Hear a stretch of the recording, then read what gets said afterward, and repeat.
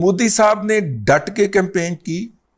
अपने गोदी मीडिया को, अपने गुलाम मीडिया को उन्होंने बुरी तरह से यूज नहीं बल्कि मिस यूज किया, अब्यूज किया उसको।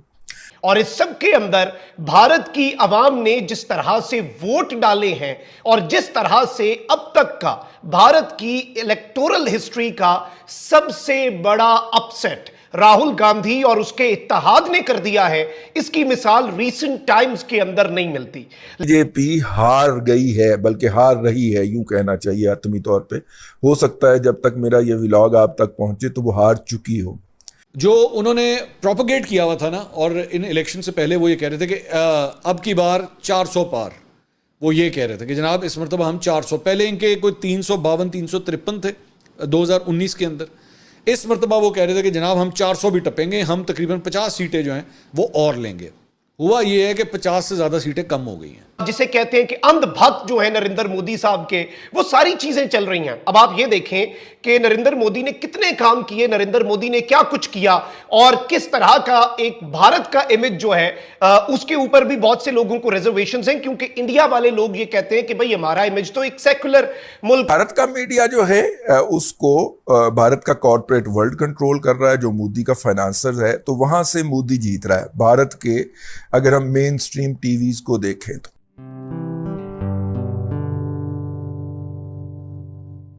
नमस्ते दोस्तों, जय हिंद। निक न्यूज़ बर्नर की रिएक्शन वीडियो में आप सभी का स्वागत है। दोस्तों, एक तो ये बात समझ में नहीं आ रही है कि ये हुआ क्या है। बीजेपी को इतनी कम सीटें मिलेंगी ये भी नहीं पता था।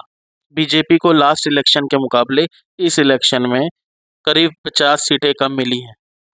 हमें लग रहा था कि 100 में से 100 सीटें मिलेंगी, लेकिन ऐसा कुछ नहीं हुआ। लेकिन नहीं भी मिली 100 में से 100 तो 290 या 300 के आसपास मिलेंगी, लेकिन ऐसा कुछ नहीं हुआ है। लेकिन अब दोस्तों ये समझ में नहीं आ रहा कि यूपी में ऐसा क्या हुआ है कि यूपी से बीजेपी को वोट कम मिले, और वहीं दूसरी तरफ पाकिस्तानी मीडिया में ये चर्चा हो रहा है कि बीजेपी हार गई है और वो बीजेपी बाहर हो गई है। लेकिन दोस्तों अभी ये नहीं समझ में आ रहा कि यूपी में ऐसा क्या हुआ है। अंदाजे के मुताबिक मोदी जी करीबन करीब 1.5 लाख वोटों से जीते हैं, लेकिन पिछली बार जीतने का आंकड़ा 5 लाख से ऊपर था। लेकिन ऐसा ये समझ में नहीं आ रहा कि यूपी में ऐसा क्या हुआ है। लेकिन ऐसा सबक में मिलना ज़रूरी है। जो गलतियाँ हुई हैं हमसे, जो टिकट देने में हुई है या कोई और गलती हुई है, उसे सुधारने का मौका मिलेगा। तो दोस्तों चलते हैं आगे की तरफ और देखते हैं पाकिस्तानी जाहिलों की रिएक्शन। ये मदरसे छाप हैं जो, इन्हें अक्ल नहीं है, इनकी अक्ल घास चरने गई है, बेवकूफ़ लोग हैं ये। तो चलते हैं, देखते हैं इनके रिएक्शंस। धन्यवाद। जो उन्होंने प्रोपोगेट किया हुआ था ना, और इन इलेक्शन से पहले वो ये कह रहे थे कि अब की बार 400 पार। वो ये कह रहे थे कि जनाब इस मरतबा हम 400, पहले इनके कोई 352 353 थे 2019 के अंदर। इस मरतबा वो कह रहे थे कि जनाब हम 400 भी टपेंगे, हम तकरीबन 50 सीटें जो हैं वो और लेंगे। हुआ ये है कि 50 से ज़्यादा सीटें कम हो गई हैं, लेकिन अभी भी वो हुकूमत बनाने के अंदर जो है वो कामयाब हो गया। अब मोदी के ये नंबर कम क्यों हुए हैं और इसके अब असरात क्या हो सकते हैं?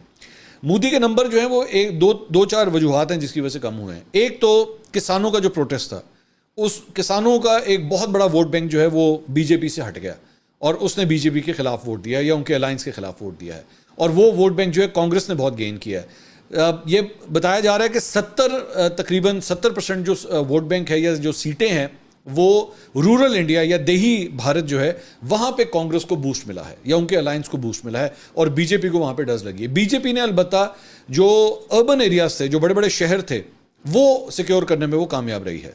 ये उनकी परफॉर्मेंस है। अयोध्या के अंदर जो मंदिर बनाया गया था, वो कॉन्स्टिट्यूएंसी राम मंदिर, बाबरी मस्जिद को ढा कर वहाँ की अदलिया के जेरे साया ये जो तराव किया गया था, ये तो जुल्म हुआ था, वो कॉन्स्टिट्यूएंसी बीजेपी हार गई है, बल्कि हार रही है, यूं कहना चाहिए आत्मी तौर पे।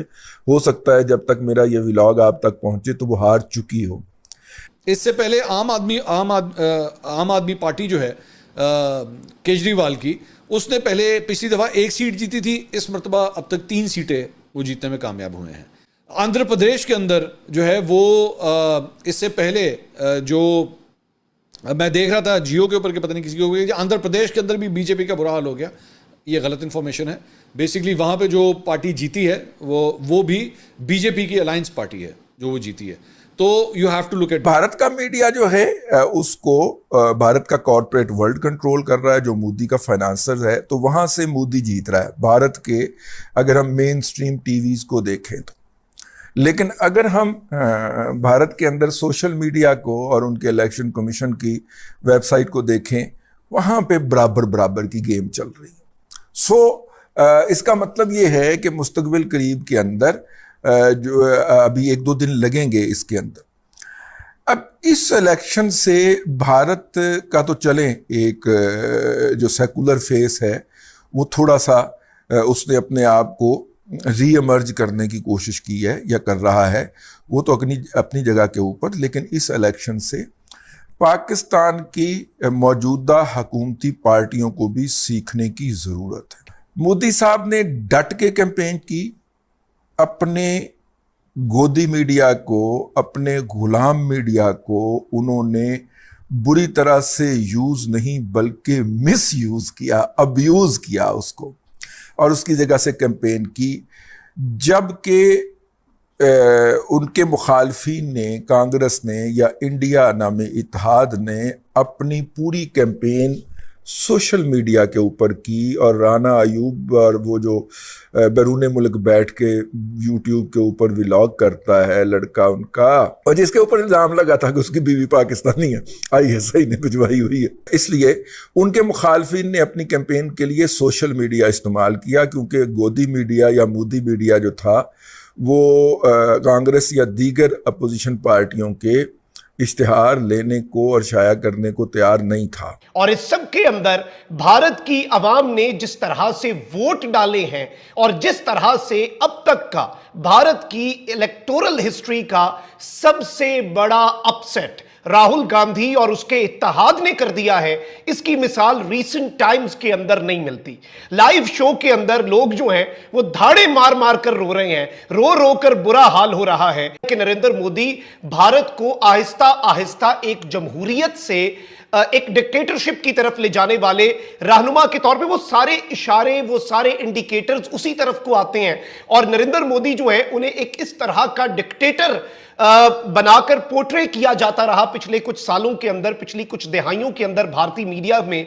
और इसमें फिर जिसे कहते हैं कि अंधभक्त जो है नरेंद्र मोदी साहब के, वो सारी चीजें चल रही हैं। अब आप ये देखें कि नरेंद्र मोदी ने कितने काम किए, नरेंद्र मोदी ने क्या कुछ किया, और किस तरह का एक भारत का इमेज जो है उसके ऊपर भी बहुत से लोगों को रिजर्वेशंस हैं, क्योंकि इंडिया वाले लोग ये कहते हैं कि भाई हमारा इमेज तो एक सेकुलर मुल्क का है। दोस्तों, अगर आपको हमारी वीडियो पसंद आई है तो प्लीज़ लाइक ज़रूर करें और साथ में शेयर करना ना भूलें। और साथ ही दोस्तों, ऐसी ही लेटेस्ट वीडियो देखने के लिए हमारे चैनल को सब्सक्राइब करें, साथ ही बेल का आइकन जरूर दबाएं ताकि सबसे पहले आपको हमारी वीडियो की नोटिफिकेशन मिल सके। धन्यवाद।